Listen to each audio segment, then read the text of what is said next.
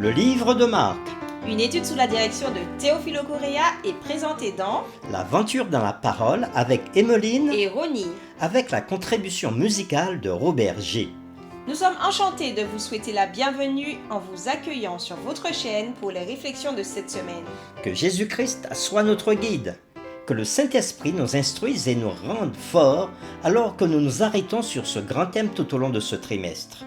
Aujourd'hui commence la série 5 qui va du samedi 27 juillet au vendredi 2 août 2024 et a pour titre Miracle autour du lac.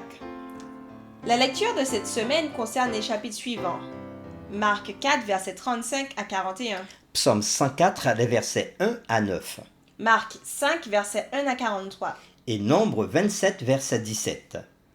Le texte à mémoriser de cette semaine que nous vous invitons à dire avec nous se trouve dans Marc 5, verset 19.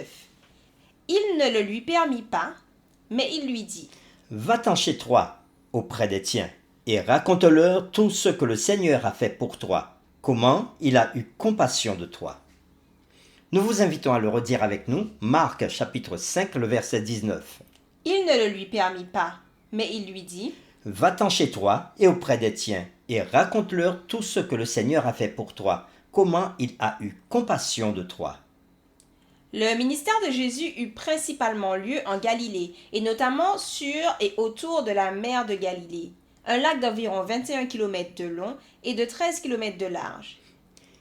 Il s'agit du plan d'eau le plus étendu de la région. Et pour les gens qui habitaient aux alentours, c'était le cœur de leur vie. À la fin de Marc 4, Jésus et ses disciples traversent la mer de Galilée.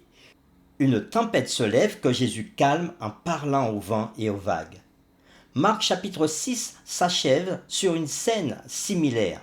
Mais cette fois, Jésus se dirige, marche sur l'eau vers ses disciples restés dans le bateau.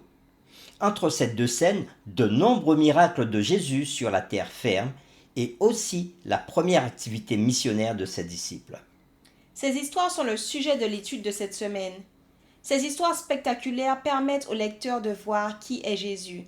Il est celui qui peut calmer une tempête, Guérir un démoniaque, guérir une femme qui n'a fait que toucher son vêtement, ressusciter une jeune fille décédée, prêcher dans sa ville d'origine, envoyer ses disciples en mission nourrir 5000 personnes avec quelques pains et poissons. et marcher sur l'eau.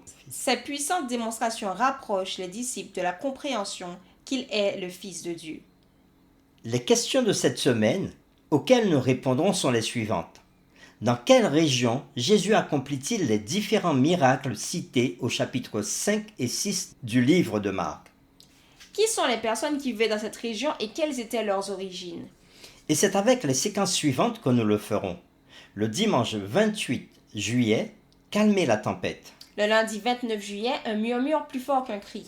Le mardi 30 juillet, sur les montagnes russes avec Jésus. Mercredi 31 juillet, rejet et accueil. Le jeudi 1er août, un messie d'un genre différent. Le vendredi 2 août, résumé et réflexion avancée.